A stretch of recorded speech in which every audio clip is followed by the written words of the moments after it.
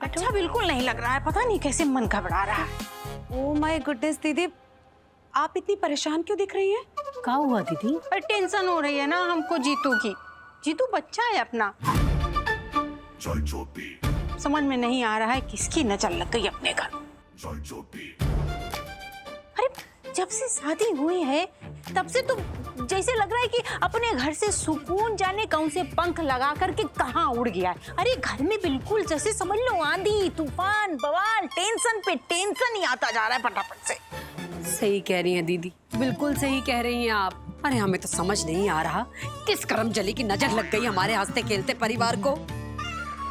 पर अब बार बार यही बात करने से तो कुछ होगा नहीं, कुछ उपाय ढूंढना पड़ेगा ना हमें। हाँ अब हाँ हम क्या कह रहे हैं कि हमारी एक बात मानो, आप दोनों जने हैं किसी बाबा के पास चलते अपनी कुंडली उंडली दिखा लेते हैं, घर के बारे में पूछ लेंगे। हाँ, और एक बात बताएं, ये जो अपने मामा है ना, ये सदिया आ गए हैं, किसी काम के नहीं। इतना वक्त हो गया है अभी तक उनके पास कोई हम लोग की समस्या का उपाय नहीं है फटाफट से। हाँ आप बात तो सही कह रही हैं दीदी। अब ये मामा जी जब तक उपाय ढूंढेंगे इतने टाइम तक तो हम वेट नहीं कर सकते ना। अच्छा ठीक है, फिर कल सवेरे पता करते हैं किसी अच्छे बाबा के बारे में। हाँ। जो थोड़े जानकार हो। हाँ। है ना? हाँ हाँ ये बात बिल्कुल सही है। वैसे हमें ना आप दोनों से एक बात करनी थी,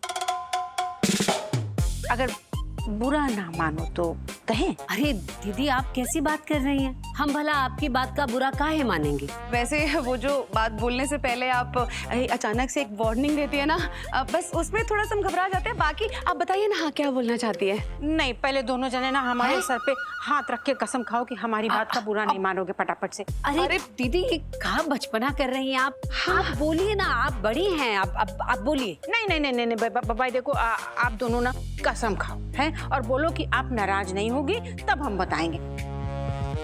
नहीं तो फिर जो हमारे दिल पर ये पत्थर है ना, हम इसे अपने साथ ही ले जाकर के अपने कमरे में चले जाएंगे। अरे दीदी कैसी बातें कर रही हैं आप? आप घर की बड़ी हैं, आप जो कुछ भी कहेंगी वो घर की भलाई के लिए कहेंगी ना। अब भले ही वो बात कुछ कड़वी क्यों ना हो, हम समझते हैं। आप बोलिए। आप बेझिझक बात कर दीजिए। हाँ जीजी, हम बुरा नहीं मानेंगे। हाँ माहौल बन गया है, कारपेट भी बिछ गया है, अब फोड़ेंगे हम बम फटाफट से।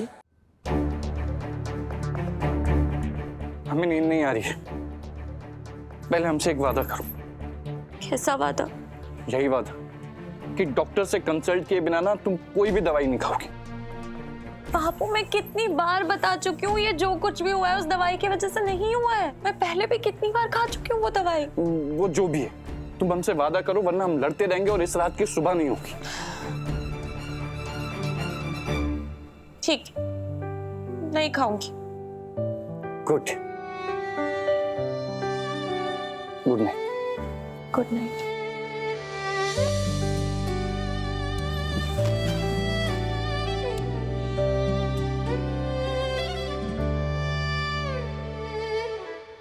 वो बात दरअसल ये है कि कहना तो बहुत दिनों से चाह रहे थे, पर समझ नहीं पा रहे थे कि कैसे कहें।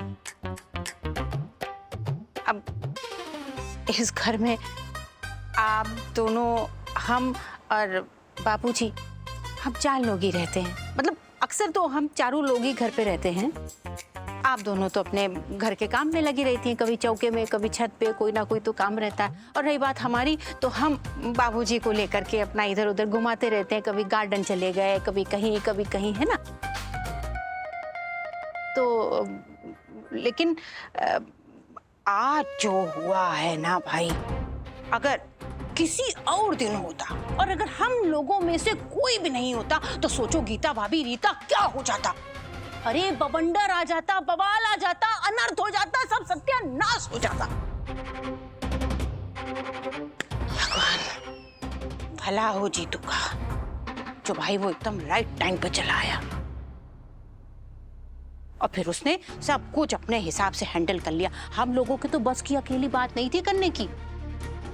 दीदी आप बात तो सही कह रही हैं, पर अब मुझे ये नहीं समझ में आया इसमें इतना बुरा मानने वाली क्या बात है। वो बात ना हम अब कहने जा रहे हैं।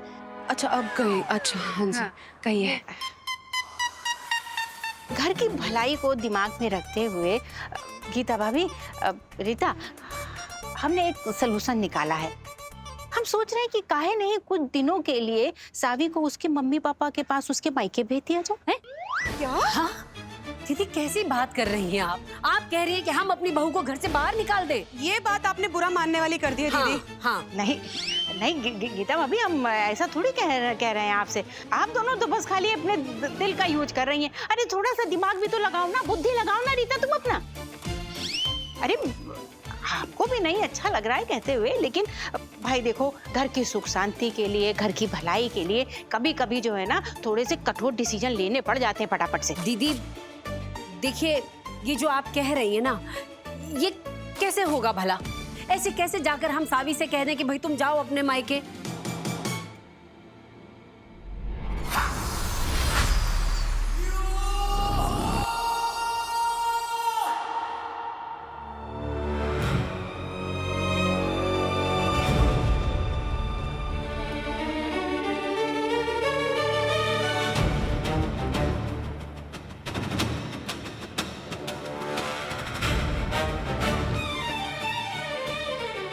बहुत गुस्से में देख रही है उस पेड़ को।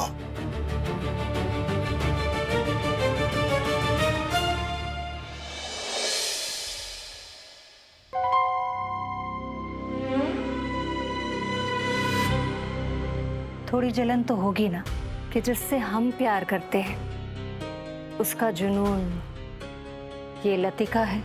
कैसी बातें कर रही हो? वो सिर्फ एक जरूरत है, सीढ़ी है मान बनने की।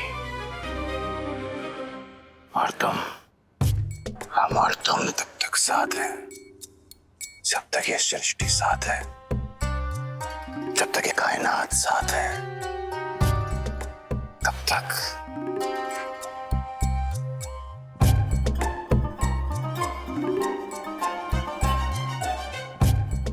हमारा यकीन करो यक्ष, हम आपसे बहुत प्यार करते हैं। हम भी, हमसे इंतजार नहीं हो रहा है अपने मकसद के पूरे होने का। हम हमारे मकसद के बहुत करीब हैं। हमारे छोटे से जादू ने ना पूरे घर में हड़कंप मचा दिया है।